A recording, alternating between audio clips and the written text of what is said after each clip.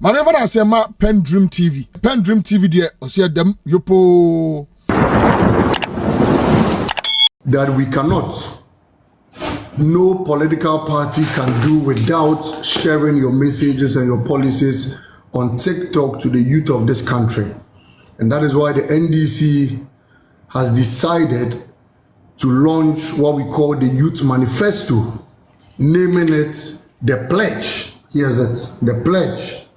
So for all of you who haven't seen the Youth Manifesto, this is the Pledge. It is the manifesto of the NDC for the youth and the manifesto of this country.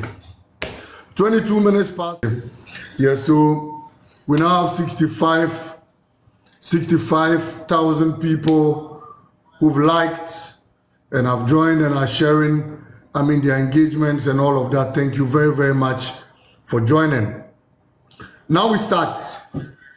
First, let me respond to the NPP's youth organizer, who mounted a podium yesterday and decided to peddle, some falsehoods, decided to spill empty threats, and then was acting as if he was, a courageous person in this country. Very, very unfortunate. I listened to him speak, and all he said was that there were men in the NPP and they were going to do whatever it takes to retain the NPP in power.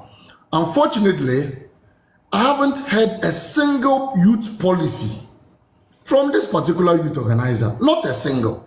And I've been looking forward to hear a single policy from the NPP's youth organizer. I haven't. All the youth of this country who came there were expecting to hear from him and wanted to hear what the NPP has in stock for the youth of this country. He failed to do so. He failed to share his message to the Gen Zs of this country. All he thought of doing was to teach people who were watching him live how they could use their strength and physique in maintaining power come December 7th, 2024. Really, really unfortunate, because the NDC is bent on winning the election and won't use a gun, won't use a cutlass. We won't use a physique. We will use our policies. And the policies are here, called the Pledge. The youth of this country will bind on to the social contract between the NDC and the youth of this country. The youth of this country will bind on to the social contract between His Excellency John Dramani Mahama and the youth of this country. And the youth of this country will settle for no less a person but John Dramani Mahama, because they believe in his vision statement and they believe in what he has in stock for the youth of this country. And so we thank you all very, very much for joining this evening, and to say that let no one fall for the deception of the NPP's youth organizer. Let no one fall for the empty threats of the NPP's youth organizer. Let no one fall for the deception, misconception, and the empty promises of the NPP's national youth organizer.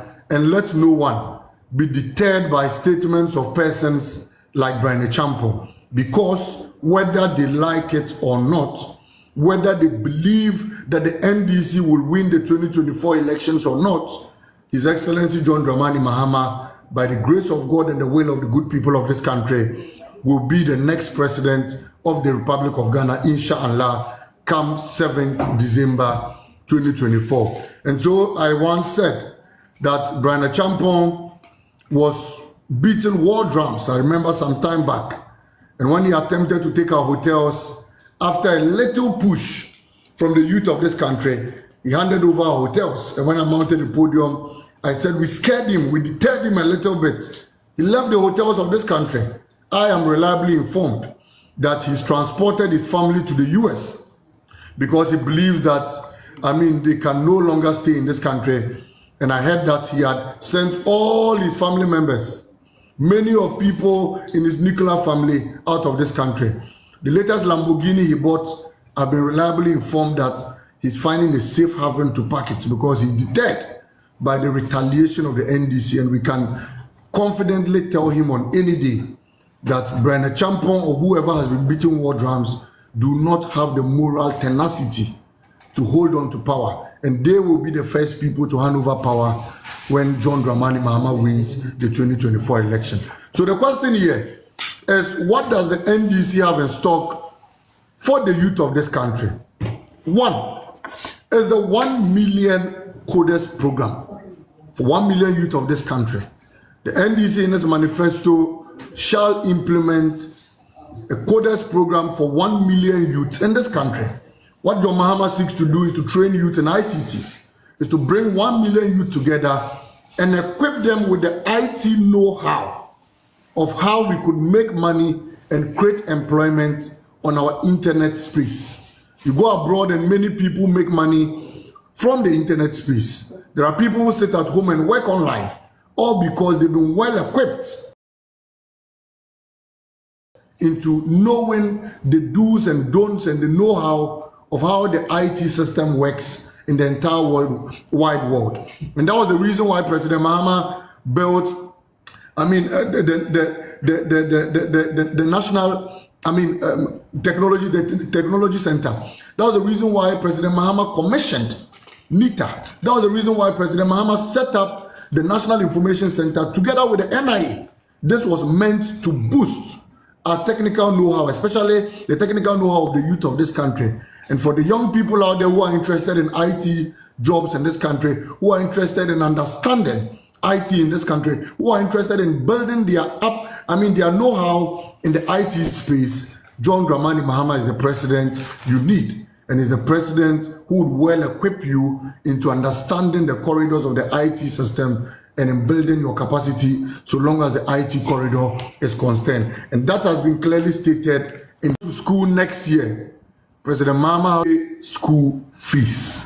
You will not pay school fees. And I've listened to many NPP persons attempting to misconstrue the policy of His Excellency John Dramani Mahama. If you wake up in the morning and your son or your daughter comes to you and says, "Daddy, I need to go to school. School shall reopen next week, but I need school fees." That school fees your child usually requests for is what President Mahama says you will no longer pay that. And so next year, inshallah, by this time, if your daughter should come to you as a parent and says, "Dad, I shall be going to school, I need school fees," tell that child that President Mahama has paid your school fees already. That should be the response to your son or your daughter. And so whether it consumes your academic fees, whether it consumes your tuition fees, whether it consumes your feeding fees, whatever you call school fees, is what President Mahama says you will no longer pay school fees. Let's put our hands together for President Mahama. This is a man who believes in the youth. This is a man who has a vision of the youth of this country. And this is a man who feels that the first step in being privileged to be called a tertiary student in this country is by getting access to tertiary education at year 1. And there are many people out there who, after the completion of senior high school, cannot make it to tertiary institutions. Many of them fall out because they cannot even get year 1 fees to go into tertiary institution. But President Mahama says no. He instituted what we call the Student Loan Trust Fund. But you cannot qualify for the Student Loan Trust Fund unless you are a student in any of the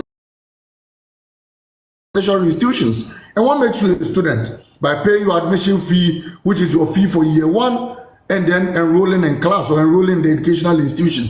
So even before you qualify for the Student Loan Trust Fund, you will have to, you would have to gain admission to the tertiary institutions.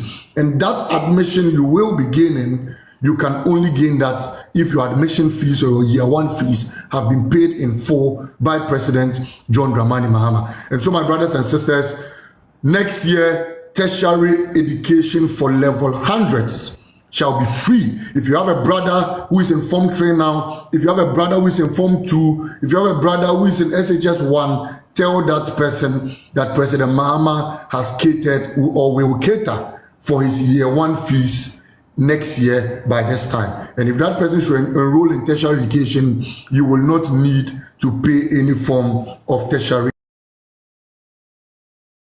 education. Good news for the youth of this country, and we are proud of President Mahama. That is number 2 of President Mahama's pledge for the youth of this country. Number 3, jobs, jobs, jobs. Many youth out there, especially the Gen Zs like myself, the last time I witnessed the minister tell me, Malik, I was unemployed. I said, yes, I am unemployed, but I'm unemployed because the jobs that were meant for me and you, the youth out there, a very cruel, a very insensitive, a very wicked president and his vice president have shared all those jobs to their family members. And all those stood in a queue to vote and elect a president, thinking that that president will share the national cake to the benefit of every household in this country.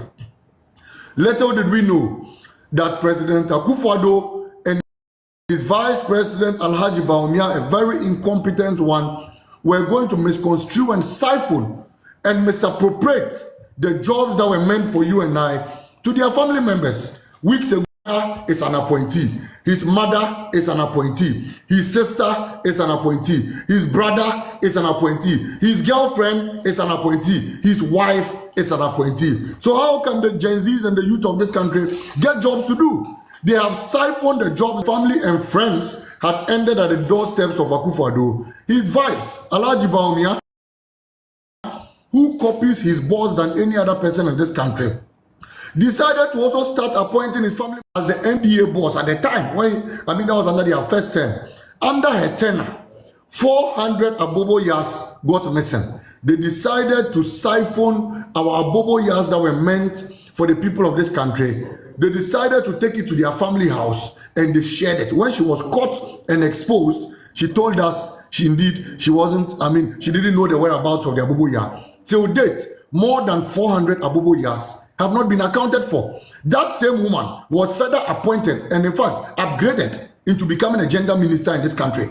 A woman who misappropriated our funds in this country. A woman who saw to the misappropriation of 400 motokin Aboboya in this country was called to the table and said, you have done well. Your thievery and your corruption is legendary, and indeed you'll be rewarded for it. She was rewarded by being made a gender minister in this country. If this is not a whole cruel entity of corruption, then what else will it be? The jobs that were meant for you and I, Bawumia, who didn't finish paying the dowry of his wife Samira, decided to complete the dowry by appointing Samira's father as ambassador to Saudi Arabia and appointing Samira's brother Abu Ramadan as deputy Nadmo boss. In completion of the dowry he was supposed to pay when he took Samira Bawumia to his house. So the jobs that you and I would have gotten, they have given it to their only family members. Another job we would have gotten was supposed to work at the Interior Ministry. Bawumia gave it to his own brother, Mumuni Bawumia. Go to the Interior Ministry and you will see Bawumia's brother, Mumuni Bawumia, there, live and colored, working.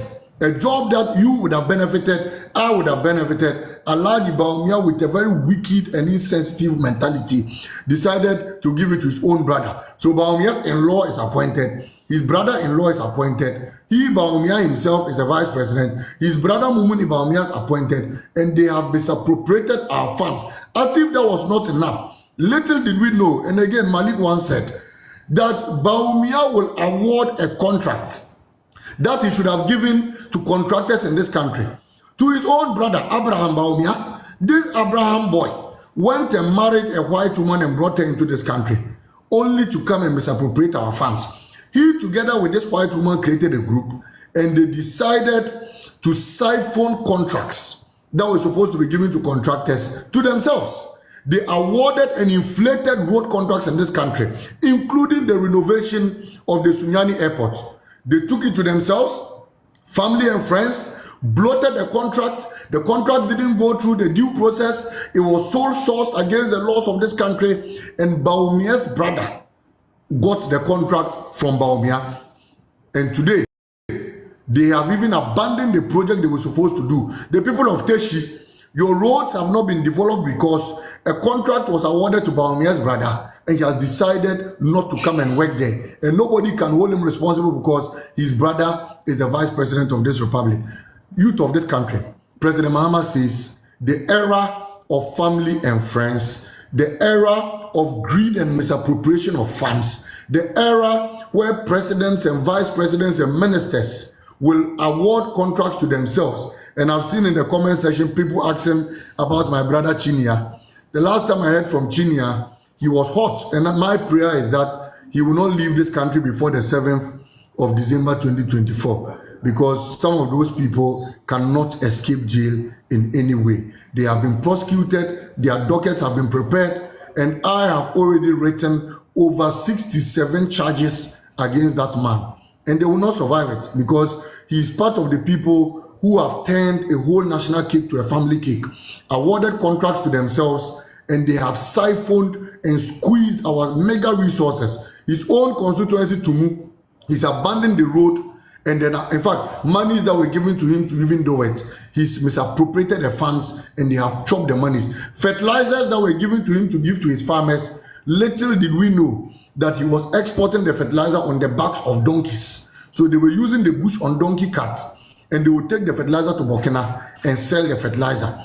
Last week, I was told some of the fertilizer was being brought back. And the only reason why the fertilizer was being brought back was simply because the president of Burkina Faso, Ibrahim Traoré, has said he does not need fertilizer from Ghana for his people. They can produce their fertilizer. So the fertilizer they smuggle on donkey backs should be brought back to Ghana. All the donkeys that were on their way to Burkina were turned back. And I'm told that they have started sharing the fertilizer small. When we come, we will ask all the donkeys to show us where they ever took fertilizer to.